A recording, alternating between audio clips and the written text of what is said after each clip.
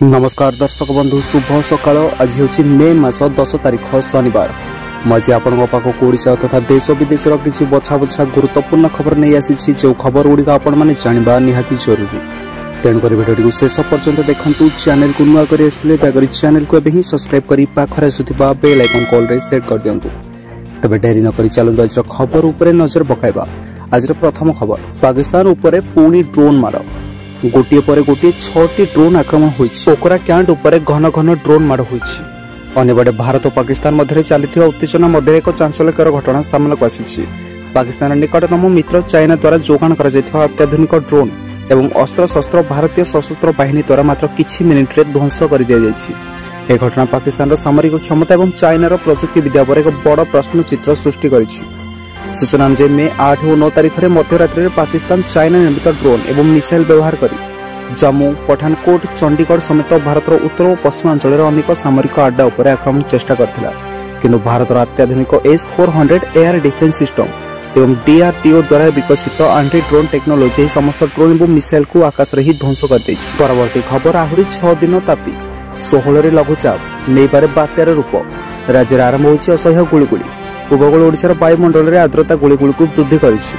तापमात्रा 40 degree तले रहुथिले मध्य अनुभव तापमात्रा 45 ରୁ 48 डिग्री रहिछि। उपकूल ओडिशार स्थिति आसंता 6 दिन पर्यंत जारी रहिबो और आसंता 10 तारिख रु तापमात्रा वृद्धि पर ग्रीष्म लहरी परिस्थिति सृष्टि हेबो। पाणीपाग केन्द्र सूचना अनुसार आज बालेश्वर, भद्रक, जाजपुर, केन्द्रापड़ा, कटक, जगतसिंहपुर, पुरी, खोर्धा, नयगढ़, गंजम और गजपति जिले में प्रबल गुळुगुळी हवार संभावना रही। दृष्टि रखी पाणीपाग केन्द्र ही जिलागुड़िक येलो अलर्ट जारी करिछि। अपरपक्षे आसंता 16 रे पूर्व केन्द्रीय बंगोपसागर संलग्न उत्तर अंडमान सागर एक लघुचाप सृष्टि हेबार संभावना रही। परवर्ती खबर, भारत और पाकिस्तान उत्तेजना मध्य स्थगित रहा IPL 2025। एने भारतीय क्रिकेट नियंत्रण बोर्ड पक्षर सूचना दी जाइछि। BCCI कहिछि जे भारत और पाकिस्तान मध्य चली उत्तेजना जोगु ही निष्पत्ति निया जाइछि। वर्तमान विदेशी खेलाड़ी मानक सेमान देश को पठाई दि जाउछि। परवर्ती सूचना पर्यंत IPL 2025 को स्थगित रखा जाइछि। नूतन तारीख एवं स्थान नहीं समीक्षा करा जाउछि। बाकी मैच गुड़िक केबे केउंठी हेबो ताहाकु नै BCCI आग घोषणा करिवो। परवर्ती खबर, भारत और पाकिस्तान विवाद मध्य कमिला सुना दर। भारत और पाकिस्तान मध्य बढ़ुवा उत्तेजना मध्य सुना दर में बड़ परिवर्तन देखा मिली। गुरुवार अपेक्षा शुक्रवार सुना दर सामान्य ह्रास देखा मिली। आज राजधानी भुवनेश्वर 24 कैरेट सुना मूल्य 10 ग्राम पिछा 98,350 टंका रही बेले 22 कैरेट सुनार मूल्य 90,150 टंका पहुंची। परवर्ती खबर, भारतर कार्यानुष्ठान पर पाकिस्तान रे आतंक हटिले सेना मुख्य असीम मुनीर। भारत अटैक पर पाकिस्तान रे आतंक खेली जाइछि। तबे जहां सुनिया को मिलिछि एपरि परिस्थिति रे पाकिस्तान सरकार सेना मुख्य को हटाई दैछन्ति, अर्थात तांको हेफाजत को निया जाइछि। असीम मुनीर को ऊपर तांकर व्यक्तिगत एजेंडा अनुसरण करिवार अभियोग आसीछि। सैयद असीम मुनीर अहमद शाह पाकिस्तान रो सेना मुख्य थिले। से भारत विरोध में निरंतर विष ओगाळुथिले।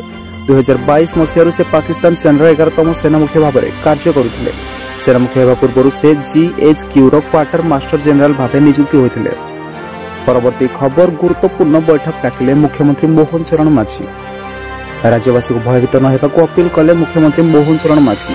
ओडिशा प्रति सेपरि किछि विपद नथिबा कहिले मुख्यमंत्री। ओडिशारे थिबा केंद्रीय संस्था गुड़िकर सुरक्षा बढ़ा जाइछि।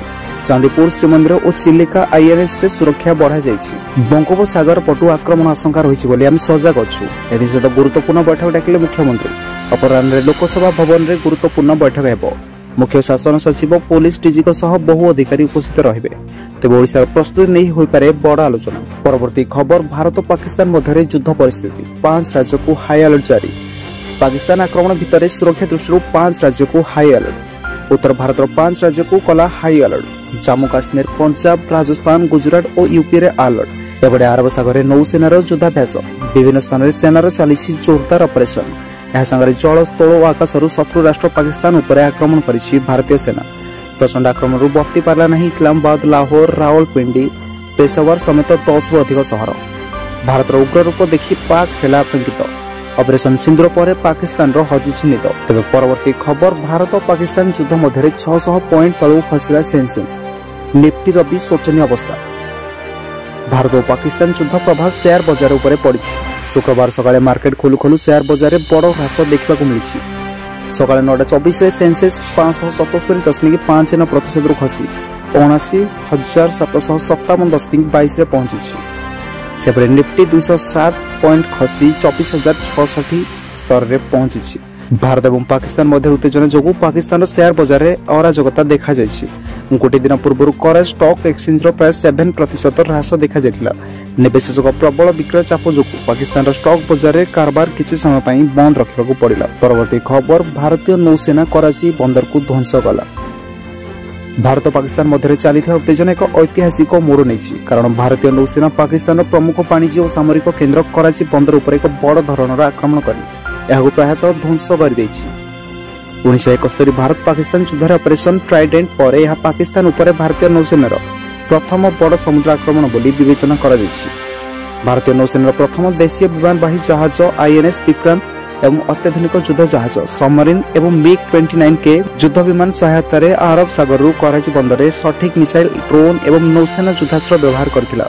यह आक्रमण में पाकिस्तान नौसेनार केतेक जहाज एवं बंदर थिबा सामरिक गोदाम एवं तैल डिपो ध्वंस हो जायछि। रिपोर्ट अनुसार यह आक्रमण बंदर अनेक अंश नष्ट होइछि जहाँ पाकिस्तान वाणिज्य और सामरिक कार्य को नहीं गभीर आहत देछि। परवर्ती खबर एवं भारत और पाकिस्तान उपर जल आक्रमण चेनाब सालार डैम खोलिला सबु छोट गेट। भारत और पाकिस्तान मध्य उत्तेजना परिस्थिति मध्य जल मोर्चा भारत कठोर आभिमुख्य ग्रहण करिछि। जम्मू काश्मीर में प्रबल वर्षा हेतु चेनाब नदी में निर्मित सालार डैम एवं पालगहिरा डैम अनेक छोट नदी खोला जहाँ फल पाकिस्तान आड़ को प्रवाहित जलर प्रवाह तीव्र होइछि। किछि दिन पूर्व भारत और पाकिस्तान आड़ को प्रवाहित जल को अटकाइबा सालाल एवं पालीगार डैम गेट गुड़ी को बंद करथिला। या द्वारा चेनाब नदीर जलस्तर पाकिस्तान में बहुत कमी जाइथिला। जोंथरे पूर्व जलस्तर 25 रु 30 फुट थिला ताहा घटी मात्र 2 रु 3 फुट को ह्रास पाइथिला किंतु एबे प्रचुर परिमाण रे जल प्रवाह होछि। भारत यह पदक्षेप द्वारा पाकिस्तान पूर्व दुर्बल अर्थनीति एवं कृषि व्यवस्था उपर आहरी अधिक चाप पड़ी। परवर्ती खबर हीराकुद डैम सुरक्षा व्यवस्था बढ़िला।